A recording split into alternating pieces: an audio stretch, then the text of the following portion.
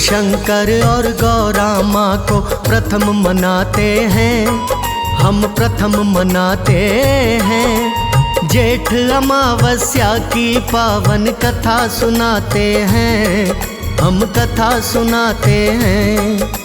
शनि देव और बजरंगी को शीश झुकाते हैं, हम शीश झुकाते हैं। जेठ अमावस्या की पावन कथा सुनाते हैं, हम कथा सुनाते हैं। सब सुनो लगा कर ध्यान, होगा निश्चित कल्याण। सब सुनो लगा कर ध्यान, होगा निश्चित कल्याण। प्रिय भक्तजनों, हमारे सनातन धर्म में 15 तिथियां होती हैं, जैसे पड़वा, दौज, तीज, चौथ, पंचमी, छठ, सप्तमी, अष्टमी, नवमी, दशमी, एकादशी, द्वादशी, तेरस, चौदस, अमावस्या या पूर्णमासी। और हर एक तिथि का अलग महत्व है, हर तिथि की अलग व्रत कथा है, जिसको श्रद्धा पूर्वक करने से मनुष्य का जीवन मंगलमय हो जाता है। आज हम आपको जेठ अमावस्या की पावन व्रत कथा सुनाने जा रहे हैं, जिस व्रत के करने से स्त्रियों के सुहाग की लंबी आयु होती है और समस्त दुखों से छुटकारा मिल जाता है। तो कृपया मन लगाकर एक बार अवश्य श्रवण कीजिए।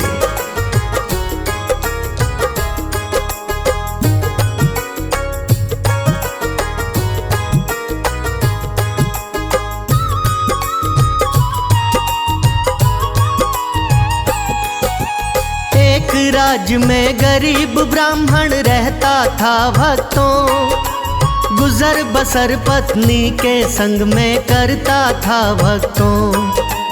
उसकी पत्नी घर से सारे काम काज करती, एक सुंदर सी कन्या उसके साथ रहा करती। धीरे धीरे समय गुजरता चला गया भक्तों, उस कन्या का कद भी बढ़ता चला गया भक्तों। मुखड़े की सुंदरता उसकी दिन दूनी बढ़ गई, ब्याह की चिंता माता पिता के सिर पर चढ़ गई। माता पिता कन्या के ब्याह का जतन बनाते हैं, वो जतन बनाते हैं। जेठ अमावस्या की पावन कथा सुनाते हैं, हम कथा सुनाते हैं। सब सुनो लगा कर ध्यान, होगा निश्चित कल्याण। सब सुनो लगा कर ध्यान, होगा निश्चित कल्याण।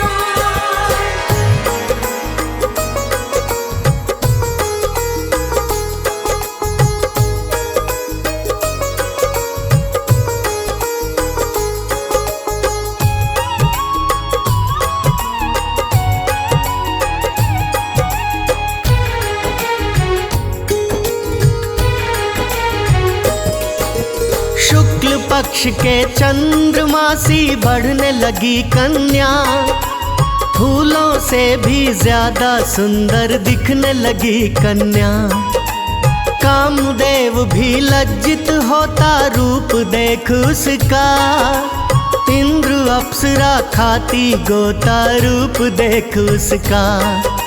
संस्कार उसके मुखड़े से साफ झलकते थे, नैना उसके मृग नयनी सी दिव्य चमकते थे। इतना सब कुछ होने पर ना रिश्ता हो पाया, क्या लिखा था भाग्य के उसके समझ नहीं आया। एक रोज ब्राह्मण के घर एक साधु आते हैं, एक साधु आते हैं। जेठ अमावस्या की पावन कथा सुनाते हैं, हम कथा सुनाते हैं। सब सुनो लगा कर ध्यान, होगा निश्चित कल्याण। सब सुनो लगा कर ध्यान, होगा निश्चित कल्याण।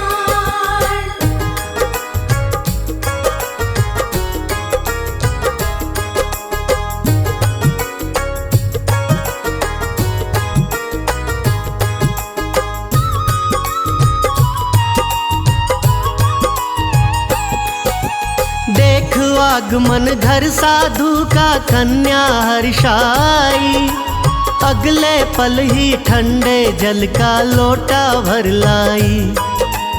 उस कन्या ने साधु जी को वासन डाल दिया, चरणों शीश झुकाकर उसने आशीर्वाद लिया। साधु का मन सेवा भाव से उसने जीत लिया, वर लंबी आयु का उसने कन्या को दिया। उस कन्या का हाथ देख के चौंके साधु जी, विवाह की रेखा नहीं हाथ में, बोले साधु जी।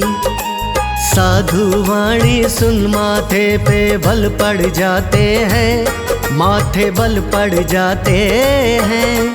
जेठ अमावस्या की पावन कथा सुनाते हैं, हम कथा सुनाते हैं। सब सुनो लगा कर ध्यान, होगा निश्चित कल्याण। सब सुनो लगा कर ध्यान, होगा निश्चित कल्याण। प्रिय भक्तजनों, उस कन्या के सेवा भाव से प्रसन्न होकर साधु महाराज ने उसको लंबी आयु का आशीर्वाद तो दे दिया, लेकिन जब उसकी हस्त रेखा देखी तो अपने दिए हुए आशीर्वाद के बारे में सोचने लगे कि यह मैंने कैसा वर दे दिया, इसके हाथ में तो विवाह का योग ही नहीं है। फिर साधु ने ब्राह्मण और ब्राह्मणी को बताया कि इसके हाथ में विवाह का योग नहीं है। तो भक्तजनों, साधु की ऐसी वाणी सुनकर ब्राह्मण और ब्राह्मणी साधु के चरणों में गिरकर क्या बोले?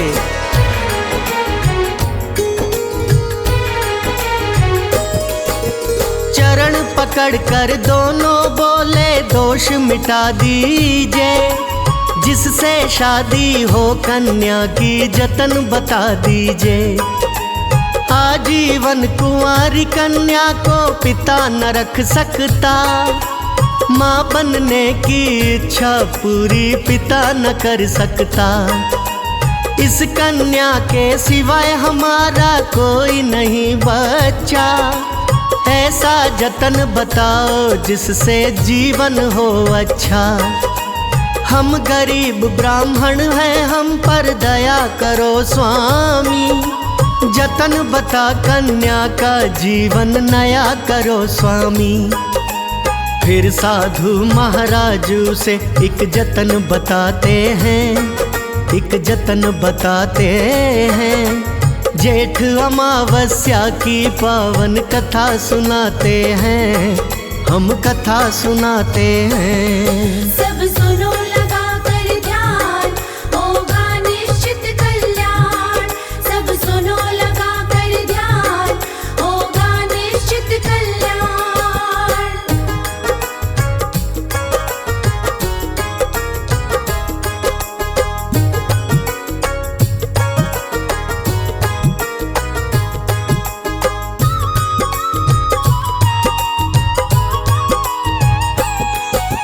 साधु बोले, निकट गांव में धोबिन एक रहती, जनता उसको बड़े प्यार से सोना सोना कहती।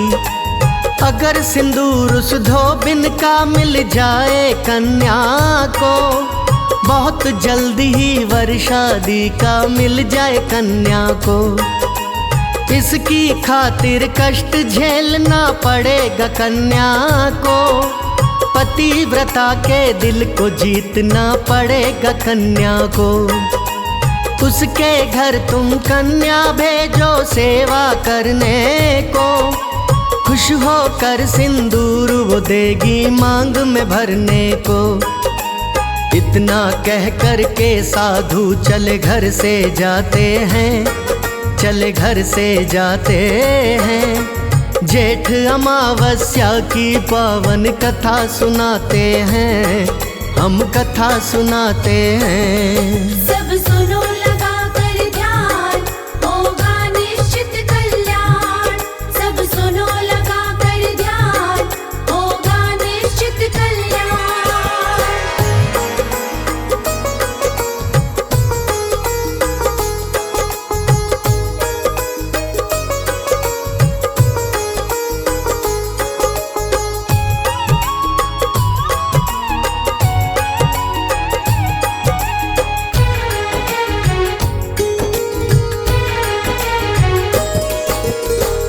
ब्राह्मण दंपति ने अपनी कन्या समझाई, सोना धोबिन के घर की उसे रास्ता बतलाई।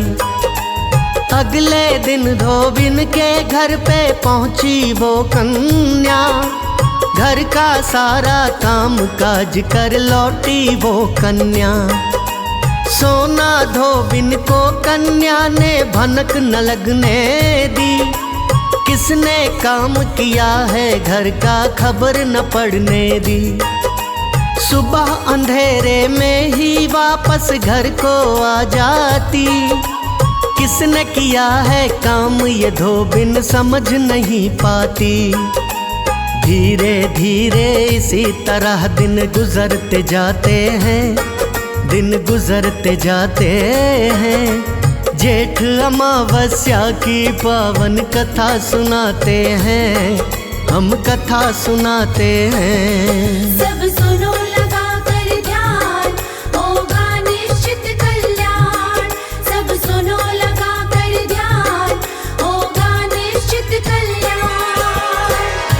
प्रिय भक्तजनों, एक दिन सोना धोबिन ने अपनी बहू से पूछा कि तुम तो सुबह सवेरे उठकर सारे काम कर लेती हो और मुझे पता ही नहीं चलता। इतना सुनकर बहू ने कहा, माँ जी, मैं तो देर से सोकर उठती हूँ।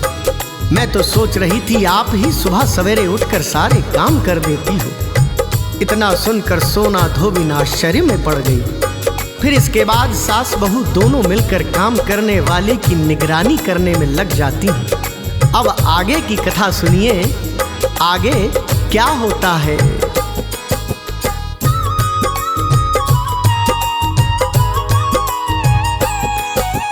एक रोज घर काम काज को पहुंची जब कन्या, सोना धोबिन ने चुपके से पकड़ी तब कन्या। बोली, क्यों तू मुंह ढक करके घर में आती है, करके सारे काम अंधेरे में क्यों जाती है। क्यों छुप छुप कर मेरी चाकरी करती हो, बोलो कहाँ की रहने वाली हो तुम, लब अपने खोलो।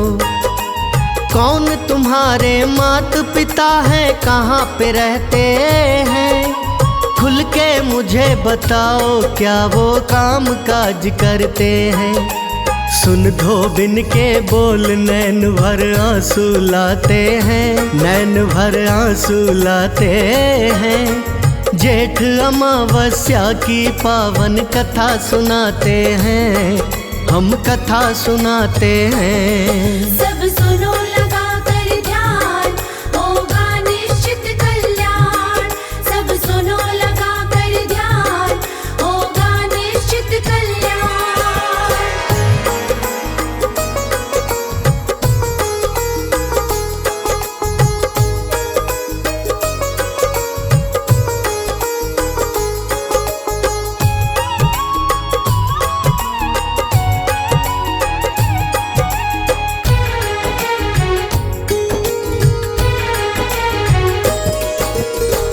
आंसू पोंछ के बोली, मैं हूँ दुखियारी, गरीब ब्राह्मण की कन्या हूँ किस्मत की मारी। एक साधु ने कहा था मुझसे सेवा करूँ तुम्हारी, एक तुम्हारी ही कृपा से किस्मत बने हमारी। कर्म लेख के कारण मेरी शादी नहीं बनती, कर्म लेख का दोष मिटा दो तुमसे है विनती। हाथ जोड़ के माफी मांगूं, कर दो माफ मुझे, थोड़ा सा सिंदूर मांग का दे दो आप मुझे। उसके मुख से और बोल कुछ निकल न पाते हैं, बोल कुछ निकल न पाते हैं। जेठ अमावस्या की पावन कथा सुनाते हैं, हम कथा सुनाते हैं। सब सुनो लगा कर ध्यान, होगा निश्चित कल्याण। सब सुनो लगा कर ध्यान, होगा निश्चित कल्याण। प्रिय भक्तजनों, ब्राह्मण कन्या ने सोना धोबिन को साधु द्वारा बताई हुई सारी बातें बता दी और आगे बोली, आज मेरे घर मेरी गोद भराई की रस्म है, आप भी मेरे साथ घर पर चलो, वहीं पर मेरी मांग में सिंदूर भर देना। तो भक्तजनों, सोना धोबिन ब्राह्मण कन्या के साथ उसके घर आकर जैसे ही उसकी मांग में सिंदूर भरती है, वैसे ही उसे कुछ अपशगुन होते हैं और उसको एहसास होता है कि उसका पति मर गया। परंतु सोना धोबिन उस ब्राह्मण कन्या और उसके माता पिता को बिना कुछ बताए उसके घर से बिना कुछ खाए पिए चल देती है। घर के बाहर आकर सोचती है, कहीं पीपल के पेड़ की परिक्रमा करके जल ग्रहण करूंगी तो शायद मेरा पति जिंदा हो जाए। अब आगे सुनिए क्या होता है। चलते चलते सोना धोबिन पास पीपल के आई, ध्यान लगा कर गौरा माँ को अपनी अर्ज सुनाई। आप जानती हो क्यों मैंने उसे सिंदूर दिया है, दोष लिखा जो कर्म लेख में उसको खत्म किया है। अब ना रिश्ता टूटे उसका शादी हो जाएगी, अपने पति के संग में रह सुहागिन कहलाएगी। जो भी भूल हुई है मुझसे उसे क्षमा कर दीजिए, पति हमारा हो जाए जीवित ऐसी कृपा कीजिए। रोते रोते आँख में आंसू रुक नहीं पाते हैं, आंसू रुक नहीं पाते हैं। जेठ अमावस्या की पावन कथा सुनाते हैं, हम कथा सुनाते हैं। सब सुनो लगा कर ध्यान, होगा निश्चित कल्याण। सब सुनो लगा कर ध्यान, होगा निश्चित कल्याण।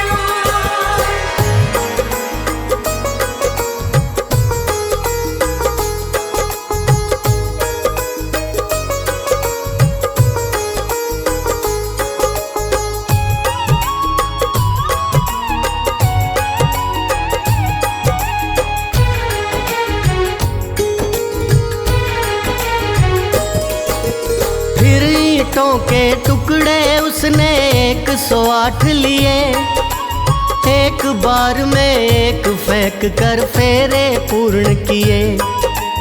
हर एक परिक्रमा पर उसने गौरा नाम लिया, खुश हो करके गौरा माँ ने जीवित पति किया।